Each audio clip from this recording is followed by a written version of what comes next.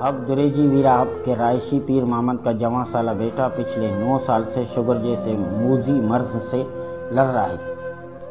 پیر محمد محنت مزدوری کر کے اپنے بیوی بچوں کا پیٹ پالتا ہے۔ ان کا کہنا ہے کہ میرے پاس جو کچھ تھا بیٹے کے علاج میں لگا دیا، اب تو میرے پاس آٹا لینے کی سکت بھی نہیں، میرے بچے فاقہ کشی پر مجبور ہیں۔ پیر محمد کے 2 بچے پہلے ہی فوت ہو چکے ہیں جن کو شوگر کی بیماری لاحق تھی۔ پیر محمد کا کہنا ہے کہ اولاد کا اس طرح مرنا اور بیمار ہونا ماں باپ کے لیے قیامت صغریٰ سے کم نہیں۔